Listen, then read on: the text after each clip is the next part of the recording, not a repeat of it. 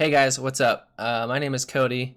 Welcome to my channel if you haven't been here before. I normally post video game content and stuff from streams that I do, but this is going to be a bit of a different video today. And so I just want to give a couple of disclosures. Last year I got super sick and it completely changed my life. I went through a ton of different things, physical, emotional, mental.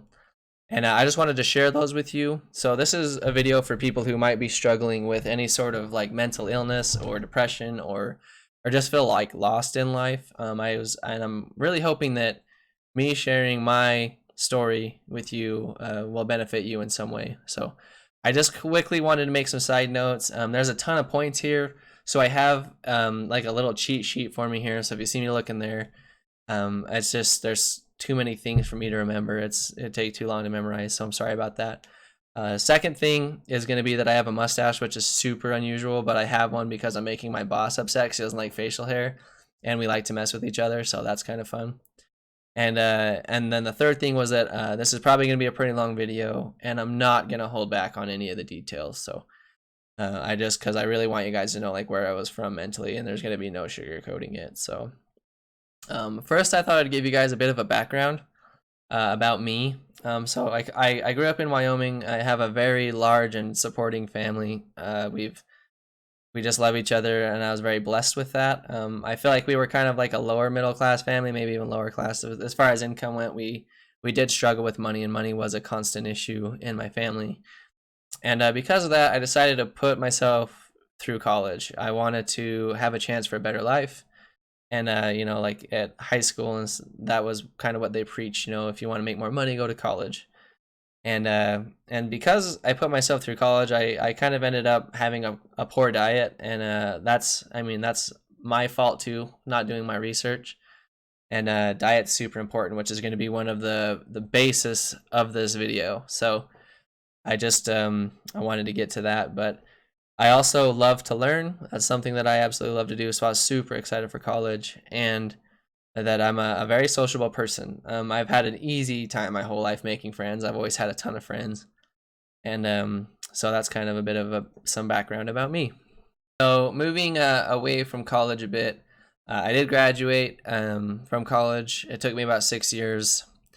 And the whole time I was in college, I didn't really feel like I knew what I wanted to do. Like I changed my major 8 times. I was a first generation college student. I didn't know what jobs you could even get or do. I just kind of felt lost. And so I graduated and ended up in marketing, and I got a marketing job in Salt Lake City. And the first thing I did was upgrade my computer so that I could learn to stream, because all throughout college I played Dota 2, and it was my favorite video game of all time. And I watched a lot of Twitch. It was free, which is nice when you're a poor college kid, and I loved watching like streamers like Grimm's Admiral Bulldog. And so I decided to give it a try because I thought it looked fun, and me being a social person and me being an avid gamer, I decided why not give it a try. And for the first time in my life, that was like the first thing that I felt passionate about. There's something inside of me that it feels like it had been so lost for so long, and I immediately felt just joy and happiness. It was like, this is what I want to do. The first thing that ever clicked for me. And so I streamed for a few months, and it didn't go anywhere because it's a really competitive market, and you just gotta. That's part of, chasing what you want to do, I think. So I decided that I wanted to make the jump to streaming full time, and I had a really supportive girlfriend. So we ended up moving to Arizona because one of our friends gave us free rent. So it was a lot easier for me to work less so that I could stream more and see if it went somewhere. Long story short, I ended up not really finding a part-time job, and I struggled to find work. So paying the bills got a little bit harder, as it does. And also I was having some pretty rough internet issues. I could never get the stream to be stable, and the internet company just kind of marked that off to too many power lines in the area, and the infrastructure of the building was really old. So that kind of fell through. And when it fell through, I decided to start looking for full-time jobs. And I ended up getting a full-time job back here in Wyoming, and I started working at an art and furniture gallery. It was a job that I loved, one of the first jobs I've loved out of college. So about 4 months later, 5 months later, in May in 2018, I started getting really sick. So what ended up happening was I tore my MCL. I was playing volleyball with some friends as we do every week, and I just went a little too hard, landed wrong, and I tore my MCL. And I move heavy furniture for a living, so it's kind of a big deal when you do that. So I started taking lots of ibuprofen. I think I was taking like 8 a day, 8 to 10 a day to try to cope with the pain. Like I was lifting really heavy couches and furniture and dressers and stuff upstairs every single day with a torn MCL. And as I took more ibuprofen, I could tell that something was wrong, and not just from the medicine itself, but also internally. I started getting really, really sick, and no matter what I ate, it could be anything. It made me feel sick, and I had immense, immense pain. So the best way to describe the pain I felt, it was kind of like everything I ate would go into my stomach, and it felt like I had swallowed lava or like burning metal that was like constantly boiled metal in my stomach. And as it moved throughout my intestines and everything else in my system, it felt like that for 8 to 12 hours after I ate something, and it didn't matter what it was. I didn't think a lot about it at first because I was so busy. I live in a tourist area, and so we get really busy in the summertime, and it kind of was just I didn't have time to think about it. So I just didn't eat that much, and with work and streaming, and all the overtime and stuff I was doing, food didn't really matter so much until it did, until I started getting more sick. The pain got to a point where I couldn't take it anymore. I knew that something was wrong, and I decided to go see a doctor. And I kind of described my symptoms, and when we first talked, gastroenterologist, he thought that I had an autoimmune disorder called eosinophilic esophagitis. And the only way we know for sure is by doing biopsies. And I didn't want to spend money on that.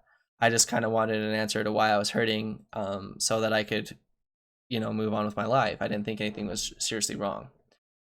Over the course of about a month, I'd say, I lost 44 pounds. I went from 180 pounds down to 136 pounds. He was doing all kinds of tests for me. I think I ended up giving 28 vials of blood to the hospital because there was something wrong with my stomach, and it showed in my blood, and something wrong with my liver enzymes. He was concerned pretty quick, so I had to get a ultrasound on my liver and a bunch of other things. But the pain didn't go away. The pain was there, and it was there in a real way. So because I was taking so much ibuprofen, which does affect your stomach, I couldn't take any NSAID painkillers because it would further do damage to my stomach. And Tylenol messes with your liver. So I had to kind of go through this journey without any sort of help from painkillers. It was something I just had to suffer through. Long story short, really, nothing came from the test. Nothing came from the blood runs. Nothing came from the ultrasound. So he just said we have to scope. So we did a scope, and it ended up showing that I didn't have EOE, and that everything looked fairly normal, actually, in my system, which he was surprised about with the amount of pain I was in. He didn't know what to do, so he put me on what's called the 6-food elimination diet, which is basically you take any food that has any sort of allergies or sensitivities, and you eliminate them from your diet. And there's generally like 6 food groups in this diet that you can eat. And when you eat this diet, you kind of can like branch out to other things when you kind of stabilize and you make sure that you can eat what you can eat and it doesn't hurt you. And the only thing that didn't hurt my stomach was chicken or pork and rice without any sort of flavoring or anything. It was the most restrictive diet I've ever been on, and it was like the food equivalent of bad water. That's like the best way to describe it. And the worst part is even eating a diet that plain and boring, I still had pain. Severe stomach pain. So this kind of happened over the next 4 months. Over the next 4 months, I would really go between, do I want to eat tonight and feel sick, or do I want to just starve myself because I didn't want to deal with the pain anymore? And you got to understand that when you're digesting food, like the pain was in my stomach and intestines. So it wasn't like I just ate something and 8 hours, it was gone in like a half hour. It was like I'd eat something and 8 to 12 hours later, the pain was still immense. It was still there. Because of this, I slept hardly ever. I never slept. I was low on energy. I was low on food. It seemed like I was eating nothing but just mush. That's all it tasted like towards the end. And this went on for 4 months. That's 120 days of going through this. And I did mention that I was lifting heavy furniture at my job and taking it up flights of stairs while all of this was going on. And it spiraled me into probably one of the worst depressions I've ever had. And which like I said, I've had a good life, and I don't have like a history of depression or anything, but this was enough to bring me down into a really, really dark place. So in this 4 month period when I wasn't sleeping and I was kind of choosing between either starving myself and working a hard physical job, or eating and being in constant pain, I obviously wasn't sleeping very much. That was something that would have been nice, but I couldn't do because I was either in too much pain or I was too hungry. And so I often thought about how nice it would be to be dead. That's how much pain I was in. That's how miserable I was. And you gotta understand, like 4 months is a long time to not eat anything that you don't love. There's a lot of different articles and things you can read about how what you eat affects your mood, and like how sugar and like your like any sort of diet food, well, not diet, sorry, dessert foods, like how they affect your mood, and not literally being able to eat any of those at all. Like the only thing I could eat 3 meals a day, if I did eat or tried to eat, was chicken and rice. That was it, with salt sometimes. Like if I had anything else, it would make me sick to my stomach and I'd be in immense pain. So the more I started thinking about death, the more I decided that it almost was better to be dead than alive. Like that's how much pain I was in. Like that was the mental torture I was going through for that long. I could understand why people would say like they'd rather be dead, that are sick, because it just feels like it's never going to end. It feels like the doctor had no answers for me. We had no idea what was going on other than the ibuprofen, and there was nothing anyone could do to help me. I couldn't take any painkillers. I was just sitting there suffering. It felt like I was kind of like watching myself welter to nothing. And I just got to a point where I really didn't care if I lived or died. Like if I woke up the next day versus not waking up, it didn't matter, because if this was the life I was going to have, then what's the point? And this was I had a lot of nights like this where I thought like this. I don't know how many nights, probably over 40 different nights where I couldn't sleep, and I'd kind of just be laying in bed crying, thinking, all the things I'd taken for granted, or like maybe what I did wrong. But so I started asking myself, like, would I be okay if I died tonight? Like, would I look back on my life and be happy with what my life was? And for the most part, I would say it was okay. Like if I were to die tonight, if I were to like look at my life and how I've lived it, like, would I be happy with how I lived? Would I have any regrets?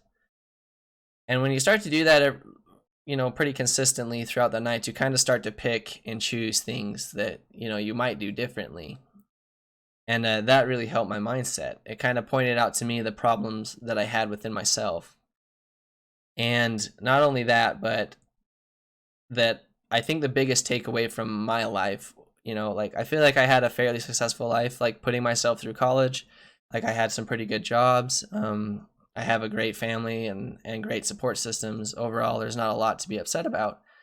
But for me, the biggest thing that I could think of was that I don't know how happy I was in my life. Like I don't know how happy I was going to college. Like I don't know how happy I have been working as much as I have.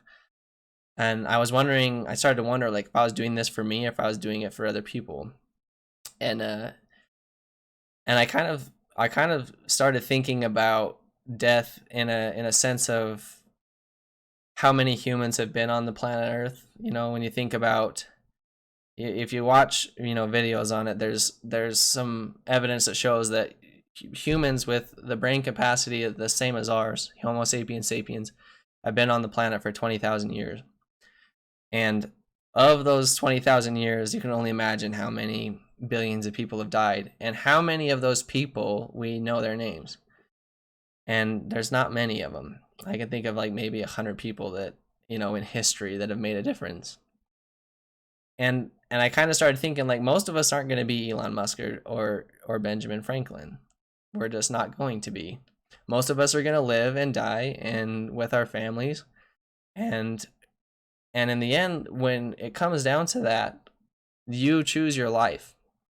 You choose what makes you happy. You choose what you want to do. You choose if you want to go for those dreams. And I think like the biggest takeaway from this point of the video is when you get to the end of your life, instead of thinking like whether or not you did something with your life or how successful you were, you're probably going to want to think about, you know, was I happy? Like, how happy was I in life? Like, how much fun did I have in life? And for me, that means I don't want to get to the end of my life and realize I didn't have fun, or and that I didn't pursue my own dreams. Did I pursue my dreams and live my life to the fullest, or did I let income control me and make my decisions for me?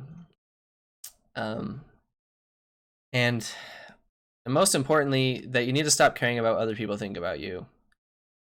It's you and your life. Like, most people are really, you know, they're thinking about their own life. They have their own problems, and so you need to really focus on what you care about and what's important to you, and you need to make those of the utmost importance in your life every day.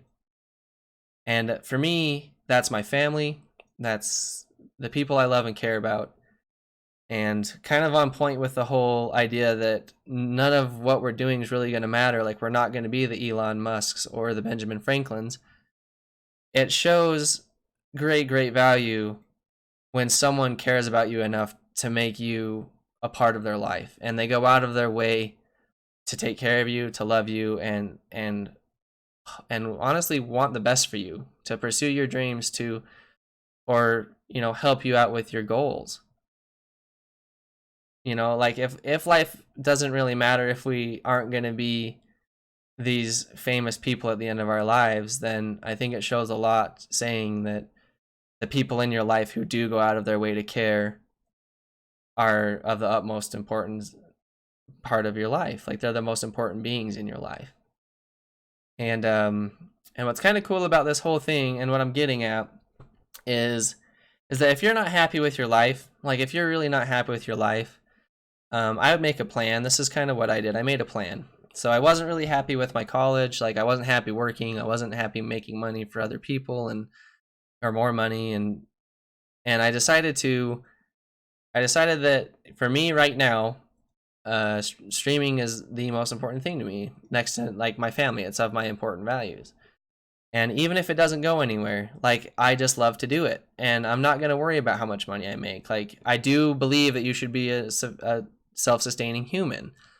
Like, I'm going to work part-time, pay my bills, and, you know, do my best to save it when I can, especially, you know, for doctor's appointments and things like that. But at the end of the day, like, am I going to be more happy that I worked 40 hours a week and made more money so I could do a little bit more with trips and stuff? Or am I going to be more excited that I did what I loved more regularly? And to me, that's what I'm excited about. Like, I don't care how much money I have, but did I enjoy the time I had on this planet doing more of what I loved? You're damn right I did. And that's where I'm heading. That's kind of where we're at right now. So I'll kind of tie the story up with the healing. So this is kind of the healing part of the story for me. So after the 4-month mark into all this, and I mean the deep thinking about death, accepting my own death, those really dark topics that are hard to talk about, I finally kind of found a different diet, and my stomach was healing. I could tell. as I got, later into the 4th month. I could tell that things were starting to turn around. So I decided to try another diet called the leaky gut diet. And I just kind of would try some things in this leaky gut diet. It was pretty restrictive. And if they didn't hurt my stomach, I would put it on, I would mark it down as something I could eat. And if it did hurt my stomach, I'd mark it as something I couldn't eat. And I slowly started to branch out and kind of make my own diet. And about 8 months later, I feel like I was right around 60% normal. I started gaining weight. My diet was, I could start eating better foods again.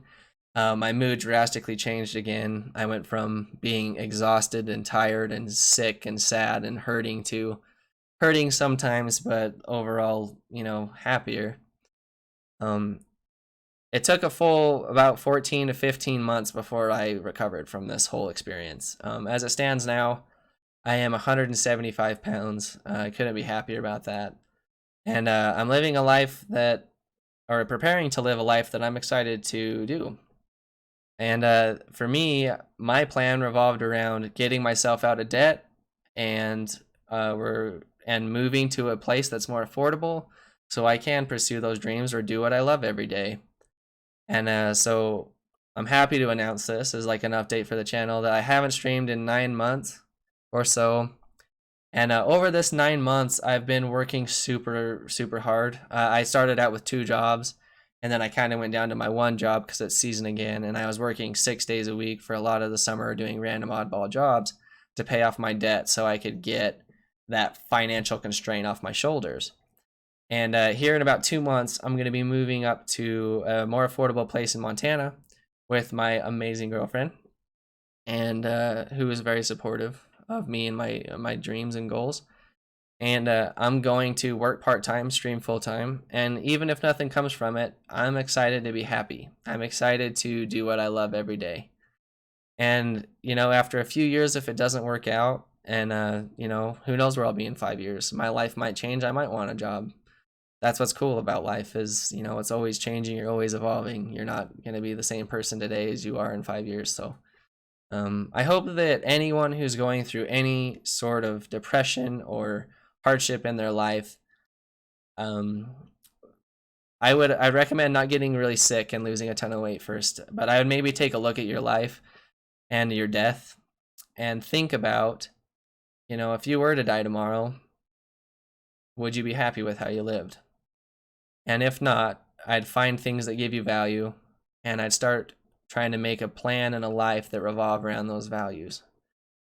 Because at the end of the day, if we really don't matter and our lives aren't going to be that important, I think what gives your life importance and meaning are the people in it and the people who care for you.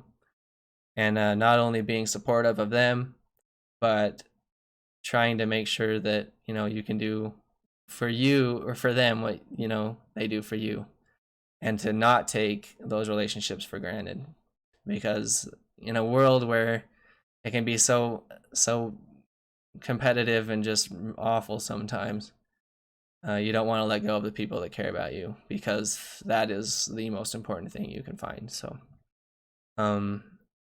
yeah, so anyways, my Twitch channel is twitch.tv/CodyBear, KODIIBEAR.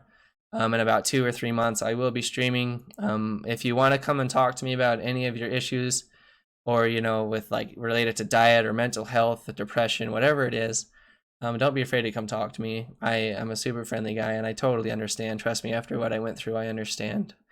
And as a side note, if you have clinical depression, or if you are dealing with any sort of suicidal thoughts, I do recommend contacting a medical professional or professionals in a field that can properly handle that. I never was suicidal as I was going through those things, but because I just think life, if we do have one life, I don't want to waste it.